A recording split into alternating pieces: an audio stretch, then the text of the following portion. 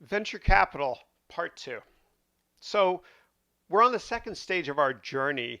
We've learned about angel investing. We learned about how to present. We learned about how to network. And so, we're going to learn a little bit more about venture capital before proceeding to the next stage, which is years 3 to 4.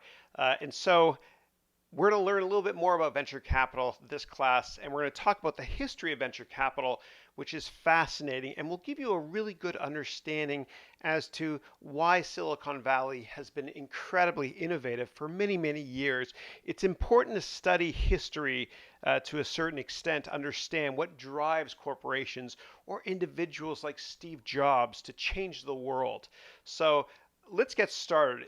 The history of Silicon Valley is absolutely fascinating, and it has to do with the threat of war, with the Cold War, where the US was at war with the Soviet Union for years. It has a lot to do with landing the first person on the moon, and it has a lot to do with the hippie movement.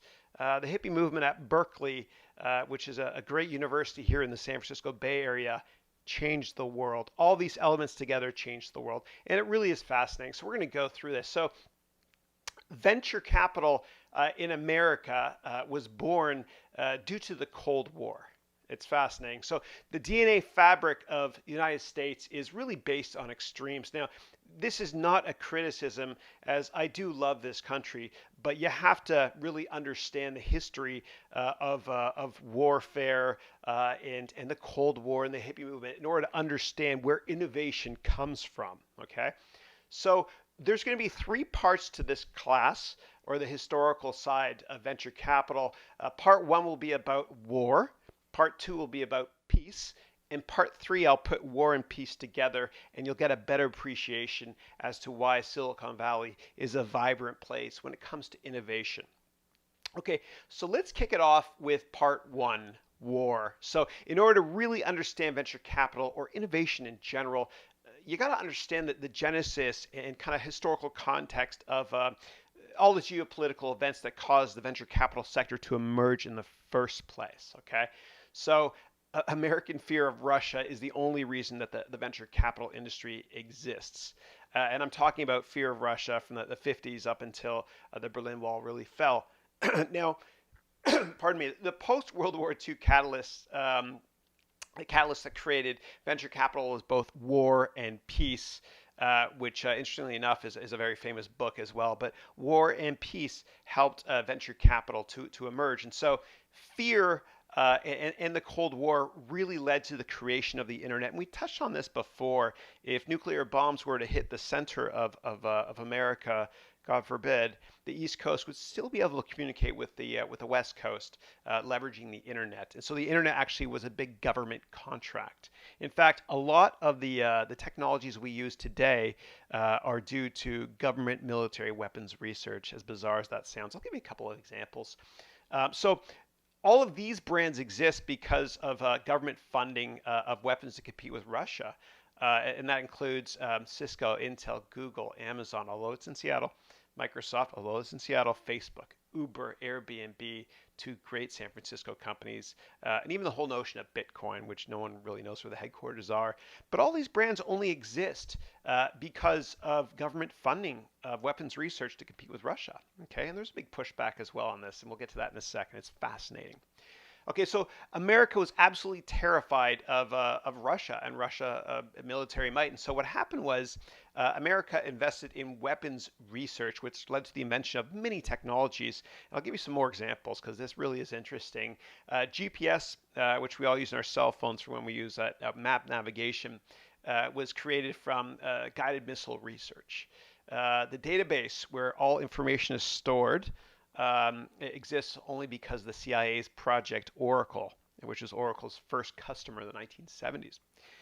The microchip was actually financed by NASA so that NASA could put the first person on the moon before the Russians could. And Palantir, which is the largest employer right now in Palo Alto, even larger than Facebook. Palantir was financed by the CIA's venture capital division. And for those of you that haven't heard of Palantir, it's this amazing software company here in the Bay Area that is solving the world's biggest problems. In fact, the Obama administration would not have found Osama bin Laden if it weren't for Palantir software. So it's artificial intelligence based software that solves the world's biggest problems, founded here in the Bay Area because of government research. Okay. And we all know about the web being created because of issues with potential nuclear warfare. And so, again, competing with Russia is the only reason the venture capital sector exists. And here's a famous quote from Khrushchev saying, "We will bury you," which scared the heck out of many of us, of course. Russia, as many of you know, had nukes or warheads maybe in Cuba, and the U.S. almost launched nuclear missiles against Russia at that time. It's called the Cuban Missile Crisis. Under the Kennedy administration. This will all make sense to you in a second why I'm mentioning all this. And so as children, even for me in Canada, my mom living in Canada, we expected nuclear bombs to come from Russia over Canada and to hit the United States. And so what happened was there were these idiotic infomercials on television sponsored by the U.S. government, which helped to fund the war research. There's one called Duck and Cover. And basically, if a nuclear bomb were to hit, you're supposed to get under your desk as if that's going to save you. I don't want to go too far off topic, but if you want more information on the whole Duck and Cover nutty cartoon set, just go to YouTube and do a search on Duck and Cover. And so when I was a kid, actually, back in the 80s in Canada, there's only a couple TV stations we had, ABC, NBC, CBS. And I remember one day there was this movie that came out that scared the hell out of us. And it was called The Day After. And The Day After was about nuclear warfare with Russia and who launches their missiles first. It doesn't matter because we all, anyway, get blown up. But do a search for The Day After on YouTube if you want more information on that.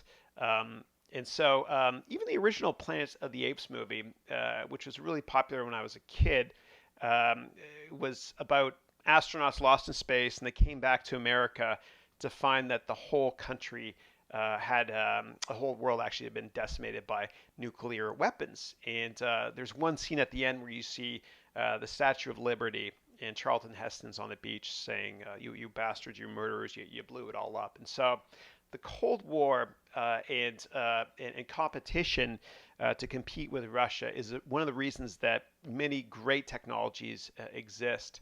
So anyway, a little bit of background. So that's enough about war. Okay, let's talk about happier stuff like peace. Okay, this is part 2. So war plus peace equals venture capital. And so in the late 60s, an incredible thing happened. Youth in San Francisco rebelled. And if you want, you can watch the movie Forrest Gump for kind of a history on this. It's fascinating. So youth in San Francisco rebelled, and they chanted, "Make love, not war," in places like Haight-Ashbury, which is a street corner in San Francisco. And so that the peace movement was created to counter the war movement in the United States. And so these kids, or 20-somethings that were in university in Berkeley and other great schools across the country in the late 60s, all they had known in their life was war. Their parents had fought in World War II, their grandparents in World War I. Their brothers were getting killed in this stupid war in Vietnam, all about the Cold War. And so the peace movement kicked off in the Bay Area, which led to innovation. Bear with me, please. Okay, so they marched at Berkeley, they marched at Stanford, they held incredible peace events at Telegraph Tower, which is downtown San Francisco. These people shared everything. Shareable open source software was born at that time, which is the notion of kind of sharing information and not trying to only make money off it, but giving information away for free. So Stanford even got rid of all of its government weapons research on campus. So in the 1950s, 50% of Stanford's R&D budget was highly classified military weapons research. Terrible. And so what happened was the students at Berkeley found out about this. And in the late 60s, the Berkeley students got together with the Stanford students. And the Stanford students actually took over the university, took over Stanford. And the reason they did it was because, again, half of their R&D at the university was government military weapons research. And so the administration of Stanford, which is a great school, said, "We're sorry." and they pushed all that research stuff off-site, SRI, Stanford Research Institute. And then what happened was an open source movement created, whereby teachers and students started creating business models and sharing ideas. And you don't find this anywhere else in the world, right? And I'm not throwing the rest of the world under the bus, but because of the conflicts between war and peace here in the Bay Area, this open source or this sharing of everything movement was created. And so it created a very vibrant economic environment here, or like a fertile Tigris and Euphrates, to the extent that there's a fertile Tigris and Euphrates technology crescent, and people started sharing ideas here. It was kind of a new movement, and so Stanford let students and teachers create their own business models and profit from them. And then Sandhill, which is a street right beside Stanford University in Palo Alto, became relevant, and that's where all the big venture capital firms are. It's kind of like Wall Street, which is in New York, but Sand Hill is, of course, here in San Francisco Bay Area, and it's only for startups. And so the counterculture movement was born. People experimenting with drugs. Experimenting with drugs actually led to the invention of the personal computer. That generation didn't trust anybody over 30. They really despised the war-focused movement of the day, and good for them. They're my heroes. And so what happened was they were very inspired by music, right? And so you could see that with Steve Jobs, with his Think Different commercials with Bob Dylan and John Lennon. And so music inspired entrepreneurs, like Steve Jobs and like Paul Allen, who was the co-founder of Microsoft. So music actually had a big part to do with a lot of success. Fascinating, isn't it? And so these entrepreneurs were former hippies, and they really thought differently from their parents. And they embraced change, thank goodness. My mom and dad, they were dating in the 60s, and somebody saw my dad walking with my mom on Yonge Street in Toronto and said to my mom, "You should be ashamed of yourself." And so interracial marriage, as messed up as this is, it was actually illegal in 13 states in the 1960s. And so there was this one seminal moment, which was awesome, which was Captain Kirk had the first interracial kiss on television in the late 60s. So the 60s was a time of cultural breakthrough, a forward-thinking people to kind of rebel against their parents. And these heroes were ready to change ideas and change the world. And so on the left coast here, they thought, hey man, it's cool to fail. Just kind of keep trying. Just think different, as all ideas and all people are really accepted here. And again, a fertile Tigris and Euphrates technology crescent was born here out of evolution and revolution. And these events haven't really occurred anywhere else in the world yet. And I think it's because America is a country of extremes.